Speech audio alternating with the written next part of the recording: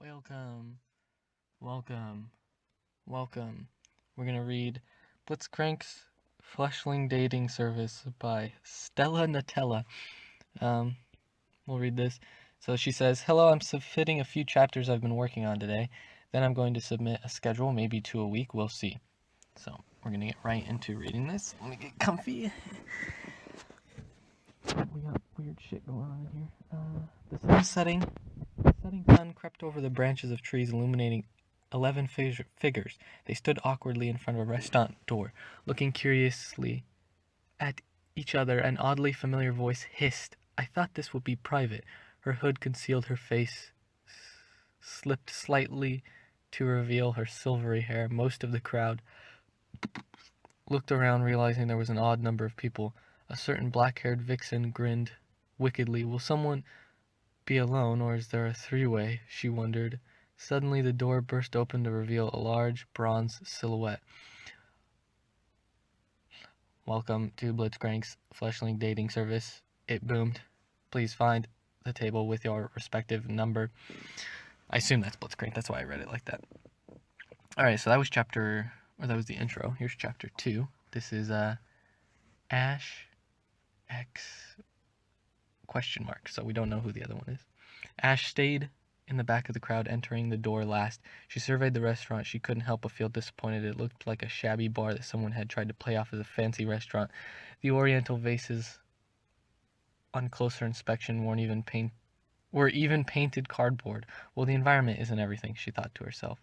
She checked her ticket slip. Underneath, "No refunds," it read. "Your table is table 3.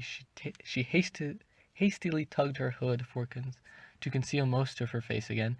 Letting anyone see she was queen of Avarosa would create a scandal, for she was engaged to Tryndamere. The marriage was purely political, and after getting to know each other, they had awkwardly come to an agreement that they just didn't feel it. She couldn't help but feel a little guilty and wondered if signing up for Blitzcrank's dating service was a mistake. Taking a deep breath, she sat down at the table marked 3. As ridiculous as it seemed, her partner for the evening was also concealing his face. Large sunglasses paired with a turtleneck, and a hat that only left his mouth and part of his nose showing. The look was incredibly silly, yet so frustrating. She couldn't ask who he was, or else he would obviously want to know her identity. Slyly, I don't even know if that's a word, slyly, she asked, in a voice slightly higher than her normal voice, "So, what's with the sunglasses? Are you some kind of movie star?" He replied in a low voice, but strangely familiar to her, "You could say I'm something like that. Let's just say if anyone recognized me, it would be a bit of a scandal." Oh, I call it. Call it. I guarantee you this is a guy's Tryndamere. She gasped slightly. "Really? Me too." Here was someone who she shared a bit in common with. Not only that, but she could see he was a bit of a hunk. His muscles were slightly defined through the sweater. Seeing some actual potential in him, Ash mustered up her best sexy voice and crooned, "So, hottie, where are you from?" I guess we'll keep going. That seemed pretty short. I don't want to cut it off. That's okay. That's it for that. We'll read chapter 2, which I don't even know if I want to read this one after reading the title of it. Chapter 2 is Garen X Darius. Classic, right? A few hours earlier, Lux sighed in exasperation as she'd be trying to get Garen out of the house for a day with no success. Her boyfriend Ezra wasn't making things easier. Finally, out of desperation, she had signed her overprotective brother up for some dating service she had been seen posted on the Summoner bulletin board. After preparing him for over a week, he was getting cold. What? After preparing him over a week for it, he was getting cold feet last second. "But what if you're attacked by a Noxian or a Voidling while I'm gone?" Garen asked worriedly. Lux face palmed. "Garen Crownguard, I'm a freaking general in the Demacian army. I can take care of myself." Garen wilted. "Sorry, you're just my little sis. I want to protect you." "Wait, are you and Ezreal? What are you and Ezreal even going to do while I'm gone?" Lux paused. She hadn't invented an alibi ahead of time. We're going to make... Panic, she turned to Ezreal.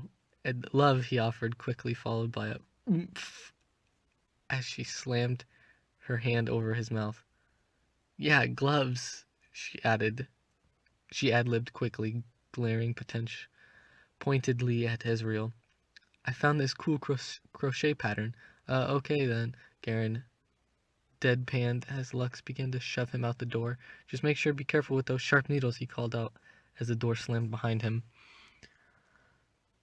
As he walked to the restaurant, marveled at his innocent little sister already dating. He figured he might have to give her the talk soon now that she had a boyfriend. She's still too young, he decided. Maybe when she's 20.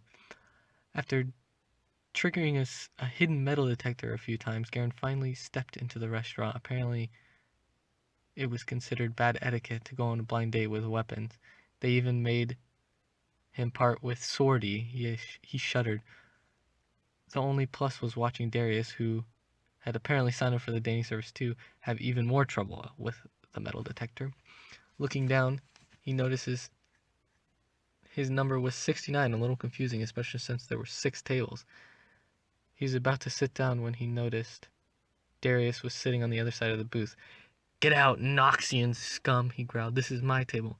What are you talking about, pighead? Darius rebutted. This is my number. Suddenly, realization dawned on both of them. Hell no, they yelled at the same time, both scooting back from each other. Garen began to panically signal Blitzcrank over, while Darius fake gag. Greeting, Fleshling, Blitzcrank clanked. What is the problem? You paired me up with Darius, my mortal enemy. That is an asset, Blitzcrank replied monotonously.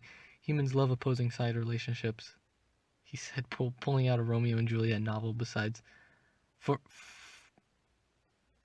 pulling out a Romeo and Juliet novel from a compartment in his stomach area. Besides, you share many key traits. Both of you are high-ranking soldiers and passionate about the Little Poro franchise. Garen and Darius stared at each other over the last fact. Lux? Draven? They explained quickly. I don't care, Darius declared. I want my money back. No refunds, Blitzcrank retorted. Well then, I'm leaving. Darius yelled, slamming the table to the wall. Not so fast, Fleshling, Blitzcrank whirred, eyes glowing an eerie shade of red. Leaving would mean an unsatisfied customer, but Blitzcrank's Fleshling dating service is always satisfactory. Do not forget who has your weapons. Garen gulped. His sword was specially smelted from the metal of an ancient king's sword, infused with magical properties. It was one of a kind. He sat down as if the chair was on fire, glaring silently at Darius. It was going to be a long night. Alright, I think that's where we'll end this episode. Next time, we will pick back up on Chapter 4, or Ari X Twisted Fate. So, look forward to that probably like a week after this comes out.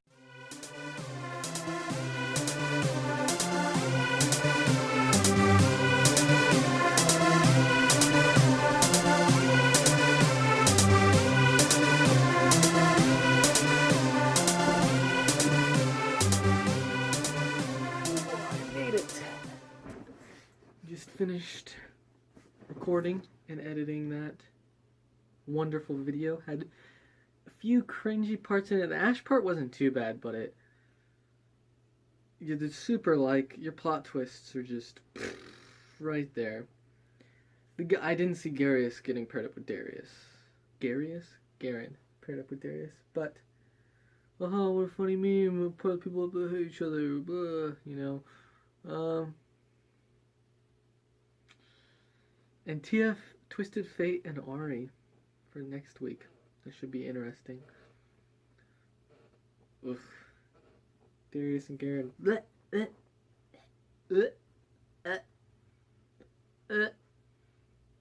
I think, if you liked the video, drop a comment for a topic on a future video, and Scrub Scribe. Thought of that one well in advance. That's it.